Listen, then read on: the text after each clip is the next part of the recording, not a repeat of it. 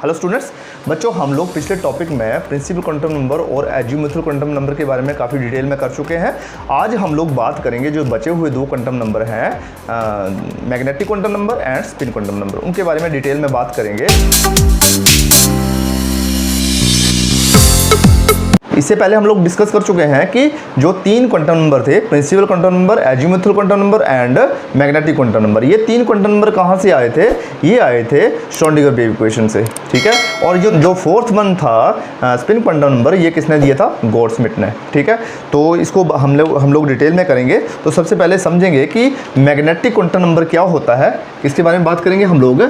Magnetic quantum number, magnetic quantum number, magnetic quantum number को इसको denote करते हैं स्मॉल एल और ये एल, ठीक है। एल क्यों बताते हैं? क्योंकि एल इसकी जो वैल्यू है वो किस पर डिपेंड करती है? एल पर, ठीक है। मैग्नेटिक क्वांटम नंबर की वैल्यू डिपेंड करती है एल पर, तो इसलिए यहाँ पर क्या लिखा होता है? एम एल, ठीक है। तो मैग्नेटिक क्वांटम नंबर ये करता क्या है? मैग्नेटिक क्वांटम नंबर बताता क्या है? जिस तरह से हमें पता है कि हमने जो पहला क्वांटम नंबर किया था प्रिंसिपल क्वांटम नंबर, ये क्या बताता था कि साइज ऑफ ऑर्बिटल, ये अभी ऑर्बिटल आएगा, ये क्योंकि क्वांटम नंबर ही क्या है? ऑर्बिटल बताता है। तो साइज़ जो है एटम के अंदर जो इलेक्ट्रॉन कहाँ रहता है, मैक्सिमम प्रोबेबिलिटी कहाँ होती है उसके रहने की, वो उसका साइज़ कितना है, वो कौन बताता है? ये जो प्रिंसिपल क्वांटम नंबर ही बताता है, ठीक है। तो ये कितने साइज़ का, जैसे प्रिंसिपल क्वांटम नंबर एन की वैल्यू बढ़ती जाती है 1, 2, 3 एंड 4, जितनी ज़्यादा इसकी वैल्यू बढ़ती जाती है उतना ही साइज़ एटम का भी बढ़ता रहता है, और उसके अंदर जो ऑर्बिटल है उनका साइज़ भी काफ़ी हद तक जो डिपेंड करता है वो वैल्यू ऑफ एन पर डिपेंड करता है। सेकेंड इज कौन था? एल, एजीमुथल क्वांटम नंबर, ये क्या बताता था? शेप ऑफ ऑर्बिटल, ये ऑर्बिटल की शेप बताता है, ठीक है, कि ऑर्बिटल कैसा है। जैसे एस ऑर्बिटल है तो एस ऑर्बिटल की शेप कैसी होती है? स्फेरिकल शेप होती है, स्फेरिकल शेप, ठीक है। जो ऑर्बिटल होगा उसकी शेप कैसी होगी? एस ऑर्बिटल है तो उसकी शेप स्फेरिकल होती है। अगर पी ऑर्बिटल है उसकी शेप जो है वो डम्बल होती है, ठीक है, डम्बल, ठीक है। तीसरा जो है वो डी ऑर्बिटल है, इसकी जो है अच्छा शेप ये स्फेरिकल इस तरह की होती है शेप, ठीक है। अगर डम्बल शेप की बात करें, डम्बल शेप क्या होती है? इस तरह की, ठीक है। जैसे डम्बल होते हैं ना, जो एक्सरसाइज करने के लिए डम्बल उठाते हैं, ठीक है, उस तरह की वो शेप होती है, इस तरह से। और डी ऑर्बिटल की शेप क्या है? मतलब डबल डम्बल, अगर इसको डबल कर दिया जाए, जैसे ये है और इसको डबल कर दिया जाए, जैसे इस तरह से दो डम्बल हो गए, तो इसकी शेप कैसी होती है? डी ऑर्बिटल की शेप कैसी होती है? डबल डम्बल, ठीक है। और एफ ऑर्बिटल की शेप थोड़ी सी कॉम्प्लिकेटेड होती है, ठीक है। कॉम्प्लिकेटेड मतलब 8 फोल्ड होते हैं, उसको रिप्रेजेंट करना थोड़ा सा यहाँ पर मुश्किल होगा, कॉम्प्लिकेटेड शेप होती है इसकी, और 8 फोल्ड शेप बोलते हैं इसको। तो इस तरह से ये जो सेकंड क्वांटम नंबर एल है, ये क्या बताता था? ये क्या बताता है? शेप बताता है कि ऑर्बिटल की शेप कैसी होती है। उसी तरह से ये जो मैग्नेटिक क्वांटम नंबर है एम एल, ये क्या बताता है कि ओरिएंटेशन कैसी है? ओरिएंटेशन जो है वो orientation of electron, orientation of orbital, ये तीनों ही ऑर्बिटल के बारे में क्या बताते हैं? पहला साइज़ कितना है ऑर्बिटल का, एन बताता है कि साइज़ कितना ऑर्बिटल का, एल बताता है कि शेप कैसी है ऑर्बिटल की, और उसी तरह से मैग्नेटिक क्वांटम नंबर क्या बताता है कि ओरिएंटेशन कैसी है। मतलब ये इसको ओरिएंटेशन को आपने समझना है कि मैग्नेटिक क्वांटम नंबर क्या बताता है? ओरिएंटेशन बताता है ऑर्बिटल की। कैसे ओरिएंटेशन बताता है? कि जैसे अगर एस ऑर्बिटल की बात करें, एस ऑर्बिटल का मैंने अभी बताया आपको कि ये इसकी जो शेप इसकी शेप स्फेरिकल होती है। अब ये मान लो अगर 3 डायमेंशन में हमने शो करना है, X axis, Y axis and Z axis, तो ये तो जो एस ऑर्बिटल है ये तो नॉन डायरेक्शनल होता है, ये डायरेक्शन नहीं बताता है कि ओरिएंटेशन किस ओर है इसकी, एक्स एक्सिस की ओर है, वाई एक्सिस की ओर है या जेड एक्सिस की ओर है। लेकिन जब हम लोग बात करें पी ऑर्बिटल की बात करें, तो पी ऑर्बिटल की कैसी डम्बल शेप है। तो अगर मान लो ये यहाँ एक्स एक्सिस की ओर इसकी अगर इस तरह से डम्बल शेप होती है। तो ये अगर इसने इसकी जो डायरेक्शन है वो एक्स एक्सिस की ओर है, तो ये कि कौन बताता है किस ओर ओरिएंटेशन है इसकी, एक्स एक्सिस की ओर ओरिएंटेशन है। तो हमें पता कहाँ से चलता है, ये मैग्नेटिक क्वांटम नंबर ही है जो हमें बताता है कि ऑर्बिटल की ओरिएंटेशन जो है एक्स एक्सिस की ओर है, वाई एक्सिस की ओर है या फिर जेड एक्सिस की ओर है। ठीक है, तो ये मैग्नेटिक क्वांटम नंबर ही हमें बताता है। दूसरा मैग्नेटिक क्वांटम नंबर क्या करता है, क्या है इसका, क्या पता लगता है इससे कि ये बताता है, सेकंड बताता है ये बिहेवियर ऑफ इलेक्ट्रॉन, ये बताता है behaviour of electron in magnetic field. इसका क्या मतलब हुआ, मैग्नेटिक फील्ड। हमें पता है कि न्यूक्लियस के इर्द गिर्द इलेक्ट्रॉन रिवॉल्व कर रहा है, और इलेक्ट्रॉन जब इसका एंगुलर मोमेंटम होता है इलेक्ट्रॉन का, किया था हमने कि जब बोर ने बताया था कि एंगुलर मोमेंटम MBR कितना होता है, NH/2π, ये एंगुलर मोमेंटम होता है इसका मूव करते हुए इलेक्ट्रॉन का। ठीक है, ऑर्बिट में जब घूम रहा है तो इतना एंगुलर मोमेंटम होगा। जब फ्री इलेक्ट्रॉन घूमता है तो फ्री इलेक्ट्रॉन के घूमने से इलेक्ट्रिक फील्ड और मैग्नेटिक फील्ड पैदा होती है। ठीक है, जब यहाँ पर मैग्नेटिक फील्ड पैदा होगी, कि घूमते हुए मैग्नेटिक फील्ड यहाँ पर होगी, तो क्या होगा, हमने बोर की एक लिमिटेशन पढ़ी थी, उसमें बोला गया था कि अगर मान लो एक इफेक्ट आया था, दैट वाज जीमन इफेक्ट, याद होगा आपको। जीमन इफेक्ट में क्या किया था कि जीमन इफेक्ट बोलता है कि जब मान लो हमने किसी मेटल के वेपर्स को जो है वो हीट किया उसको मेटल को, और उसमें जो लाइट जो है उसको प्रिज्म में से गुजारा, तो वो जो लाइट जब ये स्पेक्ट्रोस्कोप पर पड़ेगी तो यहाँ पर क्या आती थी, लाइंस आती थी। ठीक है ना, डिफरेंट जो है वो यहाँ पर लाइंस आएंगी। ठीक है, और ये जो लाइंस हैं, ये जो जब इसके वेपर्स को, इसको हीटिंग मेटल को जब मैग्नेटिक फील्ड में से गुजारा जाता है, क्योंकि जीमन इफेक्ट जो है वो क्या बताता है, मैग्नेटिक फील्ड में से जब इसको गुजारा जाता है तो ये जो स्प्लिट हो जाती हैं, ये आगे जो बैंड है ये भी स्प्लिट हो जाता है छोटी छोटी बैंड्स में। ठीक है, ये किस में कन्वर्ट हो जाता है, छोटी छोटी ये बैंड्स में अलग अलग जो है वो कलर बैंड बनती है यहाँ पर। ठीक है, तो इस स्प्लिट होने को एमिशन स्पेक्ट्रा में इस जो लाइंस को स्प्लिट होने को क्या बोलते हैं, जीमन इफेक्ट बोलते हैं। जब ये मैग्नेटिक फील्ड जो है वो अर्थ की मैग्नेटिज्म में आती है, यहाँ पर भी मैग्नेटिक, यहाँ पर क्या है, मैग्नेटिक फील्ड दी, जैसे ये नॉर्थ है और ये साउथ है। ठीक है, ये मैग्नेट में से गुजारा तो ये जो इफेक्ट हुआ ये जीमन इफेक्ट हुआ। तो यहाँ पर भी जब ये फ्री इलेक्ट्रॉन जब घूम रहा है, इसमें ऑलरेडी मैग्नेटिक फील्ड है, और जब ये अर्थ के मैग्नेटिज्म में आता है तो यहाँ पर क्या बनाता है, ये ऑर्बिटल्स। क्या बनाता है ये, ऑर्बिटल। मतलब जो सब शेल है उसमें क्या होते हैं, क्रिएट होते हैं ऑर्बिटल, और यही कारण है उसमें जो अलग अलग ऑर्बिटल में जब इलेक्ट्रॉन होते हैं तो उनकी एनर्जी भी अलग अलग होती है। तो ये क्या बताता है, इलेक्ट्रॉन का बिहेवियर मैग्नेटिक फील्ड में बताता है, ये जो मैग्नेटिक क्वांटम नंबर है। चलिए इसका नेक्स्ट जो है, for the given value of L, for the given value of the value of ml will be किसके बराबर होगी, -L, 0 एंड +L। ये तीन वैल्यू के बीच में ये जो बता रहे हैं, तीन ये बताते हैं वैल्यू ऑफ ml की। मतलब कि अगर L की वैल्यू, क्योंकि ये डिपेंड करता है L पर, वैल्यू डिपेंड करती है इसकी, तो L जितना होगा तो जो उसकी m की वैल्यू कितनी होगी, यहाँ पर वैल्यू ऑफ L, और उसके बाद यहाँ हम लोग कर सकते हैं कि नेम ऑफ सबशेल, कौन सा सबशेल होता है। ठीक है, और value of ml and name of orbital. बाद में ये इसको ऑर्बिटल को क्या नाम देंगे, नेम ऑफ ऑर्बिटल।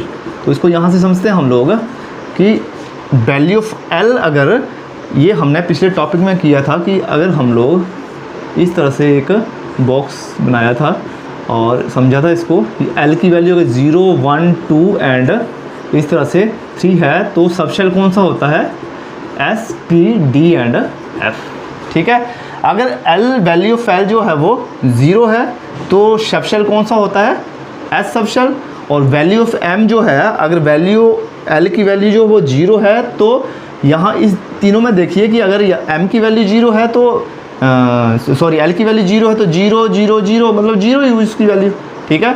और नेम ऑफ ऑर्बिटल क्या होगा, इसको क्या बोलेंगे, क्योंकि एस सबशेल से एक ही ऑर्बिटल आया और उसको क्या बोलेंगे हम लोग, एस ऑर्बिटल या एस ऑर्बिटल भी बोलते हैं इसको, ठीक है, एस ऑर्बिटल। और वैल्यू ऑफ एल अगर 1 है, अगर एल की वैल्यू 1 है तो सबशेल का नेम क्या होगा, पी सबशेल, सबशेल पी था, ठीक है। लेकिन वैल्यू क्योंकि डिपेंड करती है वैल्यू ऑफ एल पर, तो एल 1 है तो 1 है तो -1 भी हो सकता है, -1 से लेके कितना +1 तक, +1 उसके बीच में एक ही वैल्यू आती है 0, तो 3 वैल्यू आएंगी, कौन कौन सी, -1 0 एंड +1, ठीक है। तो ये कौन से ऑर्बिटल हुआ, P, और इसमें नंबर कितना हुआ एस ऑर्बिटल, क्योंकि अकेला एक है तो ऑर्बिटल जो है इस तरह से ऑर्बिटल इस तरह बताते हैं इसको, तो ये जो एस ऑर्बिटल है वो कितना हुआ 1, कितना हुआ 1। अगर वैल्यू ऑफ एल 1 है, P है, तो यहाँ पर कितने, हर एक जो ये जो वैल्यू है हर एक वैल्यू बताती है एक ऑर्बिटल, यहाँ अकेला था 0 था लेकिन ये क्या बता रही है, एक ऑर्बिटल बता रही है ये, ठीक है। तो ये -1 0 एंड +1 कितने हो गए 3। तो P सबशेल में कितने P ऑर्बिटल होते हैं 3, ऐसे बोल सकते हैं हम लोग। और या फिर P सब एनर्जी लेवल में कितने ऑर्बिटल हो सकते हैं, 3 ऑर्बिटल हो सकते हैं। उसी तरह अगर N value of L is equal to 2 तो 2 होती है तो कौन सा होता है, D होता है ये D, तो D की वैल्यू 2 की वैल्यू किस पे डिपेंड करती है, ये -2 0 एंड +2, -2 और +2 के बीच में क्या क्या आता है, -2, उसके बाद -1 आता है, फिर 0 आता है, फिर +1 आता है और लास्ट में +2 आता है, तो -2 और +2 के बीच में ये वैल्यू आती है। तो कितने टोटल ऑर्बिटल बने 1 2 3 4 5। तो D ऑर्बिटल जो होते हैं वो कितने होते हैं, D सबशेल में कितने D ऑर्बिटल होते हैं 5। उसी तरह से 3 है, अगर L की वैल्यू 3 है तो यहाँ से हम लोग बोल सकते हैं कि 3 है तो -3 और +3 के बीच में कितनी वैल्यूज आई F सबशेल में, -3 -2 -1 0 +1 +2 एंड +3, 1 2 3 4 5 6 7 टोटल कितने हुए ये, इसमें हुए F ऑर्बिटल जो है वो कितने हुए, F सबशेल में कितने F ऑर्बिटल हुए 7, ठीक है। तो यहाँ से हम लोग इस तरह से याद रख सकते हैं इसको कि S सबशेल में एक ही जो है S ऑर्बिटल होता है, P सबशेल में कितने होते हैं 3 ऑर्बिटल होते हैं, ठीक है। P ऑर्बिटल में 3 ऑर्बिटल होते हैं, D में कितने होते हैं 5 और F में कितने होते हैं 7। और इसमें हर एक ऑर्बिटल की जो है वो ओरिएंटेशन अलग अलग होती है। अगर S को छोड़ दें तो P ऑर्बिटल जो है उसकी ओरिएंटेशन अलग होती है, X axis Y axis Z axis की और अलग से होगी तीनों ऑर्बिटल्स की।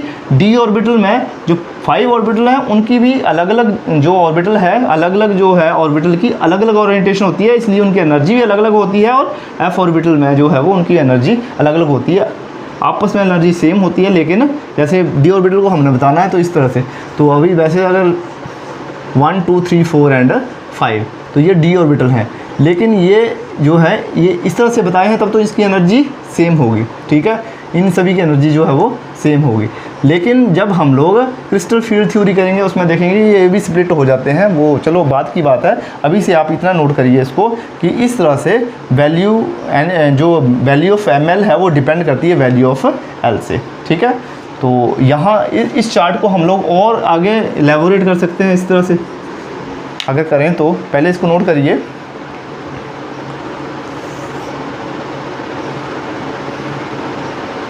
ठीक है, अब यहाँ पर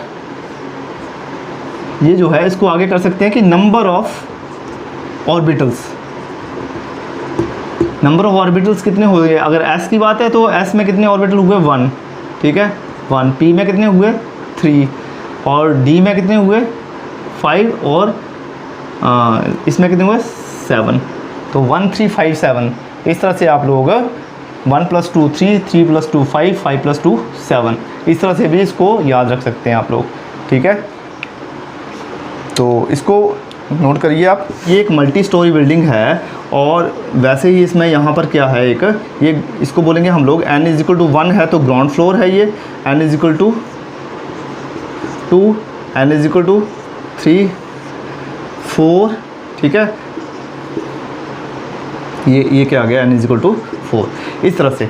तो ये जो है ग्राउंड फ्लोर जो है इसमें क्या है अपार्टमेंट, अगर ये s था 1s, ये कितना था 2s एंड 2p हमने किया था, if n is equal to 2 s and p, n is equal to 3 3s 3p 3d and 4s 4p 4d and 4f। ये क्या बताते हैं, ये क्या बताते थे, ये अलग अलग अपार्टमेंट बताते हैं कि इसमें 2s और 2p दो अपार्टमेंट है, ठीक है, इसमें मान लो ये दो अपार्टमेंट में है, ठीक है, 2s एंड क्या आ गया ये 2p, ठीक है, दो अलग अलग अपार्टमेंट है। इसमें कितने हैं, 3 अपार्टमेंट हैं,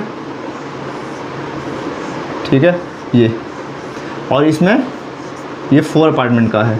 अब अपार्टमेंट जहाँ तक बिल्डिंग थी, तो बिल्डिंग की जो स्टोरीज थी वो बताती थी वैल्यू ऑफ n, इस तरह से याद रख सकते हैं आप, वैल्यू ऑफ n।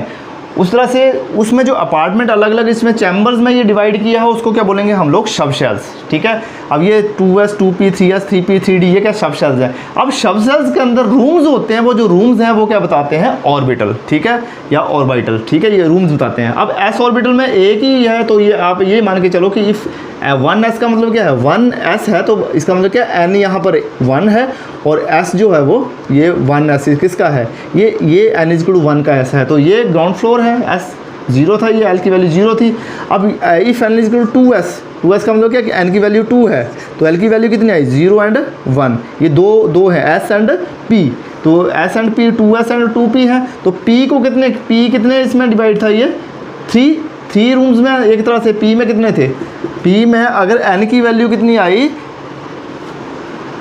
l की वैल्यू कितनी है p 1, तो p की यहाँ पर जो m की वैल्यू आई कितनी आई -1 0 एंड +1, तो इसका मतलब ये इसमें कितने ऑर्बिटल हुए 3, तो 1 2 एंड 1 2 एंड 3 ये p के हैं। मतलब आप इसमें 2p को बताना हो तो इस तरह बता सकते हैं आप।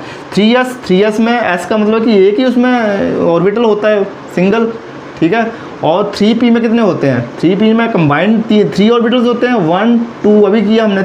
और अगर 3d की बात करें, 3d है तो 3d -2 -1 0 +1 +2 कितने 1 2 3 4 5, तो इसमें कितने रूम्स होंगे, सेट कितने बनेंगे, इसमें रूम्स कितने होंगे 1 2 3 4 5 1 2 3 4 एंड 5, ये तो ये अलग अलग चैम्बर्स में 5 रूम्स होंगे, तो d के 5 होते हैं। उसी तरह f के कितने होते हैं 7, यहाँ पर भी s के जो है एक ही इसमें रूम होगा, p और सब शेल में कितने होंगे 3 होंगे, d में कितने होंगे 5 होंगे और f में कितने होंगे 7, ठीक है।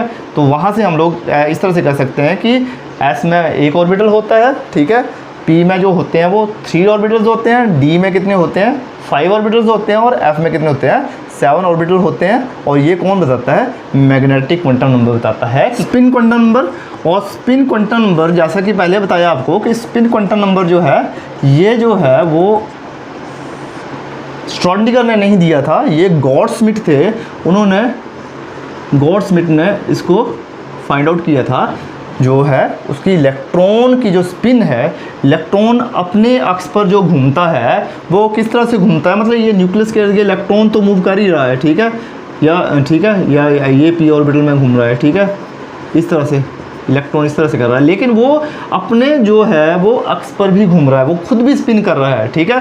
तो वो जो है स्पिन जो कर रहा है वो 2 तरह से स्पिन होती है, या तो वो क्लॉकवाइज डायरेक्शन में करता है या फिर एंटी क्लॉकवाइज में। जैसे इलेक्ट्रॉन जो है वो मूव कर रहा है या तो वो क्लॉकवाइज डायरेक्शन में कर रहा है, ठीक है, और या फिर इलेक्ट्रॉन जो है वो एंटी क्लॉकवाइज डायरेक्शन में मूव कर रहा है। 2 तरह से हो सकती है इसकी, ठीक है, या तो या तो क्लॉकवाइज या फिर एंटी क्लॉकवाइज, इस तरह से ये मूव कर रहा होता है। जो क्लॉकवाइज कर रहा है तो +12 उसकी स्पिन होती है, और अगर एंटी क्लॉकवाइज है तो -12, मतलब ये 2 ही इसकी वैल्यू आ सकती हैं। स्पिन क्वांटम नंबर की 2 वैल्यू हो सकती हैं, या तो +12 या फिर -12, ठीक है।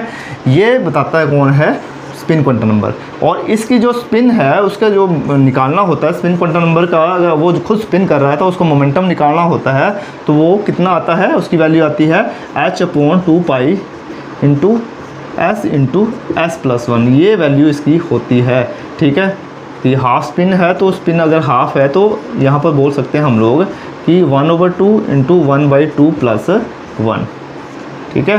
इसको 3/2 3/4 h/2 पाई रूट 3/4 करेंगे तो ये अंडरूट 3h अपॉन ये 2 2 जा 4 2 2 जा 4 पाई, ये वैल्यू इसकी आती है। इसकी जो एंगुलर मोमेंटम होता है, जो स्पिन का, खुद की स्पिन का जो एंगुलर मोमेंटम होता है, वो इतनी वैल्यू इसकी आती है। तो ये 2 वैल्यू देता है, स्पिन क्वांटम नंबर 2 ही वैल्यू देता है। हर एक इलेक्ट्रॉन की जो है वो 2 वैल्यूज़ होती हैं, एक प्लस हाफ वैल्यू होती है और एक माइनस हाफ वैल्यू होती है।